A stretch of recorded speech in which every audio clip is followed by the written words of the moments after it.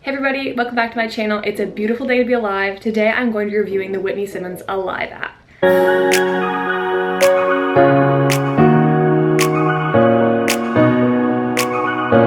I can honestly say I did not want to do this because I don't want to get hooked on this app and end up paying like $150 American a year to have her app.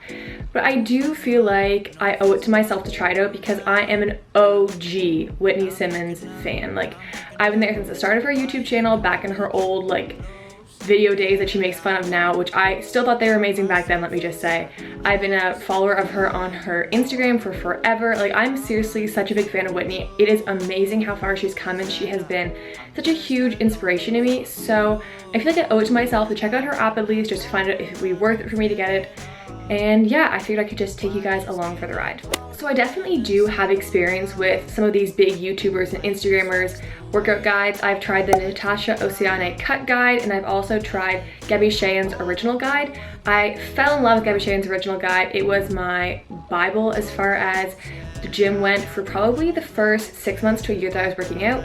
And I also tried Natasha Oceane's cut guide, which I didn't like as much, but I basically just learned that the way she works out isn't really that compatible with how I work out, which is why now I take more time to think about whether a guide will work for me before I end up buying it. So I think we were all waiting for this day to come. We were all just desperate for Whitney to put out a guide or an app or something. I almost wish it had been a guide, because if it's like a one-time purchase, it would be a little bit less expensive than the guide she put out. But still, if this app is as good as she's bragged up to be, I think it could possibly be worth the huge ticket price. So all I've done so far is download the app. I haven't even like logged into it yet, so I figured I could just bring you guys through the process so you guys can see what it'd be like if you were getting the app for yourselves.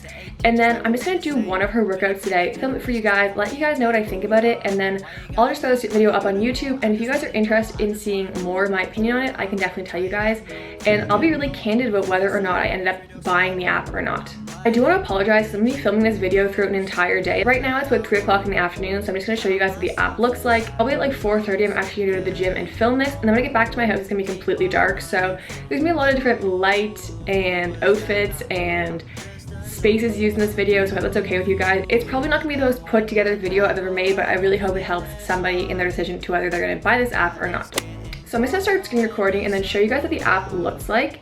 I already went past the screen that asks if you want to start off with the free trial or purchasing the app, and I did choose to start out with the free trial. So I guess that it actually just starts you off right with her workouts. I see that there's a live 1.0 and also a live strong, 1 8-week and 1 10-week program, and then there's a bunch of daily workouts. I will admit the way I work out is a little bit different from Whitney. I incorporate 2 leg days in each week, and then 2 different upper body days.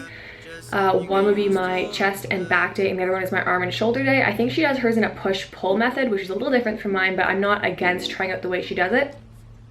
But I think that the best way for us to do this is just to go ahead and start program for a live 1.0, 8 weeks, 5 workouts a week, and each can be between 45 and 75 minutes in length. She has a list of necessary equipment, which makes it clear that you have to be in the gym, which is something I'm okay with, but if you're not someone who's able to make it to the gym, keep in mind that this program might not be for you. Then it says what the moves are going to be in the routine. So it's going to be a 5-minute incline walk, banded side steps, left side banded glute kickbacks, right side banded glute kickbacks, banded glute bridges, banded glute bridge abductors, banded sumo squats, hip thrusts, assisted RDLs for both legs obviously, goblet squats, ski squats, cable pull-throughs, hamstring curls, and then elevated glute bridges. So it is a big workout. It doesn't necessarily look like it's outside of the realm of what I would usually do in the gym, which makes me feel really good about doing this and not exhausting my muscles completely. If I'm understanding this correctly, this is mostly a hamstring and glute based workout. I don't see a whole lot of super quad dominant things in there. God love her. She is probably more advanced than I am in the gym. Everything she does has a certain level of dynamic to it that I just don't have. Like, when I go to the gym, I probably hit 4 compound moves and 4 accessory movements, and that is 100% enough for me. I throw in the odd superset, I start it with cardio, and I always add a cool down and stretching. But for Whitney, she does so many supersets, so many trisets, a lot of jumping exercises, which I despise. So I think that her workout is going to be difficult for me. The question is it too difficult? Because if it's something that I don't recover from within a few days, I'll know that her guide is too difficult for me to keep up with. Like, if she has, let's say, 5 workouts a week and I can only do 2 of them, I'll know that I'm not really hitting my max potential in the gym doing her guide. I'm actually excited to do this workout, which makes me feel good because recently I have been lacking a bit of motivation in the gym, and I would love to find something that makes me just have that little oomph to get back in there and really push through to summer, and you never know, this could be it. I haven't filled any of it in yet, but I do think it's really cool that Whitney included this area for your journey. That can be your history, your weight, and your progress pics. I do take progress pics a lot, and I think it'd be really cool to have a place to keep them. So now that we've looked over the app, I am actually just gonna head over to the gym. I'm gonna film as much as I can. The gym that I go to is super, super small and often really, really busy, so I'll do my best to film, but I'm not promising anything. Catch you guys when I get to the gym. Guys, I just got to the gym and things are already doomed. I forgot to bring makeup wipes. I usually get ready at home, but today I was like in a rush because I was so excited to do this workout, so I didn't get ready and I didn't take off my makeup, and I have no way of getting any, and I absolutely hate working out with makeup on, so hopefully just the fact this is a Whitney Simmons workout can pull everything together, but if I look like I'm absolutely miserable, that is why. But anyway, I'm just gonna head to the gym right now and start out the workout, so I'll let you guys know what I think. Alright, so I just finished my 5 minutes of incline walk, and when I do cardio in the gym, I do tend to do incline walking, so that's something that really works for me. I think it's a really good way to get ready and get warmed up for any workout, but now I'm actually gonna start the glute activation portion of Whitney's workout, and we'll see how that goes. Alright, so starting right in with the glute activation portion of Whitney's workout, I actually really liked it. I thought that all the moves were really creative, and I very, very rarely use bands in the gym, so it was interesting seeing these 5 different exercises in which you can use bands. That being said, I didn't feel like I got a huge burn out of these activation exercises. That could honestly just be the way that I was doing it, but also I think it makes more sense to do the same exercise a few times over, but it's also possible that the way Whitney does it engages more muscles in the glutes, so I'm not necessarily saying I don't like the way she does her glute activation, it's just not how I do mine, so it was a bit of a change. I'm just a lonely fuck to you. Now when I drive around, don't fill it up. Of all the glute activation, I actually like these glute bridge abductors the most. I think they're a really good warm-up and they definitely burn, so I would definitely recommend incorporating these in even if you're not doing one of Whitney's workouts. So getting into the actual workout, Whitney starts out with hip thrusts, which makes a lot of sense to me. She's always preaching the importance of these, and this is something I incorporate into almost all of my leg days anyway. So the next thing in Whitney's workout is 3 sets of 12 assisted RDLs per leg. Personally, I would have preferred to just do regular deadlifts for this, but assisted RDLs do target your hamstrings a little bit better, so I can understand why she'd pick this, and I think this is a really effective workout if you're trying to hit your hamstrings. Next we have the first superset of the workout, which is goblet squats and ski squats.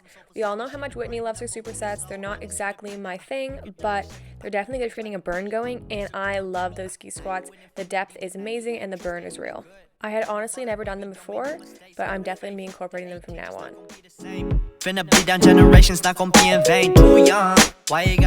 Yikes, I apologize in advance for the angle you guys have going on here. I explained in the next scene why I had to use this angle for some of the workout. I know it is not the most flattering, but this is your cable pull-throughs. This is one of the exercises I was a bit disappointed to see. I feel like I've kind of outgrown this move. I actually have to use less weight than I can handle just because it hurts my hands to hold the cable. But that being said, it's super effective for glute and hamstring activation. And she finishes off with a final superset, 3 sets of 12 stability ball curls and 3 sets of 12 elevated glute bridges. Both of these are really good for burning out. Of course, the stability balls for your hamstrings and then your glute bridges for your glutes. But I think this is a really good way to finish this workout, and it's something I'd also like to incorporate into my workouts. Let me tell you though, the stability ball curls are so hard to do if you do not have amazing balance. Okay, we're all done. I cannot wait for you to watch back the footage because the angles I had to use are hilarious. One of the trainer ladies at the gym really didn't want to be on camera, near the camera. She was just like really sketched up by the camera being around in general. So she kept literally every move coming over and being like, "Can you move your camera?" So that every time the camera is so close to me, so the angles are hilarious, but you guys can enjoy those. I think when I get home, I'm just gonna debrief with you guys a little bit, and then when I edit this, I'm gonna put in a little information every time I'm doing a move, just explaining like whether I like it or I don't like it and how I was feeling at that point of the workout. I'm just gonna drive home. By that point, we're not gonna have any natural lights. I'll turn on the ring light, and then we'll chat a little bit about Alive. Alright guys, so I'm home and I want to shower, so I'll just chat quickly so I can explain my opinion on the app, and then I'm hoping my opinion kind of develops as I use the app more, but I think that my overwhelming first impression is that you're not going to get that much out of the app that you don't already get off of Whitney's Instagram and YouTube, and I almost feel bad saying that because I really want to endorse this app. But the thing is that when I'm going to the gym, I already use Whitney's workouts every once in a while. I mean, I never really use her exact workout, but I always adapt them to my own needs, and then that's what I go with. So I'm used to training the way Whitney does, and I don't necessarily think I need to spend $150 a year at a minimum on her app. And I feel bad saying that because I want to support Whitney, and I love everything that she's put out in the past. I've considered buying her merch. I love all of her YouTube videos, and I really like to buy something that supports her. But the thing is that I think this is overpriced, and secondly, I just don't think you're gonna get much out of it. Now, if you want to be motivated by having like some kind of connection with Whitney, I think that buying her app is the right way to go for you. But for me, at this point in my life,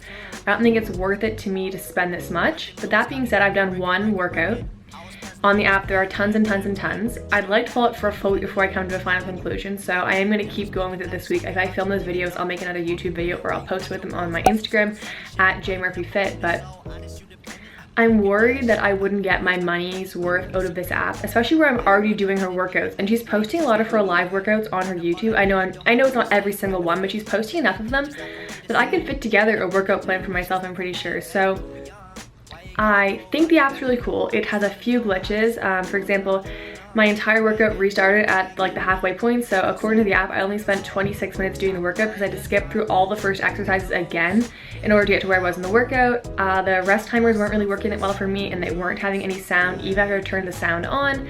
I don't know if that's because I had headphones on or what, but there wasn't any sound for me. Yeah, I don't know. I really wanted to love this app, and unfortunately I didn't, which is why I'm going to give it another chance. On a more positive note, I really do like the workout. Like, as I said, I do use her workouts often. I like the moves she does. I like how she supersets things. I like that her training is really glute focused. That really works for me. There's a lot of amazing stuff with this app, and if you don't feel comfortable planning your own workouts, I think this is totally the way to go. This is a perfect app for beginners in the gym, and I guess other people who just don't like to have to plan their own workouts, but that's something I genuinely enjoy doing, so I don't necessarily feel like I need her app to do that.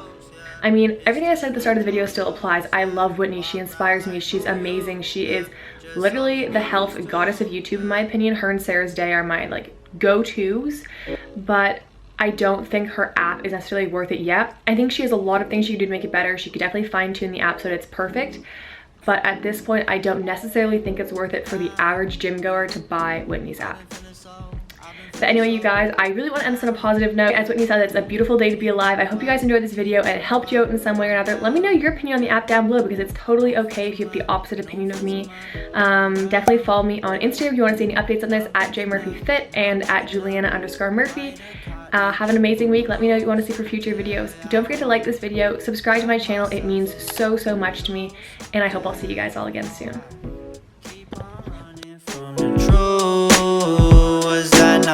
I'm just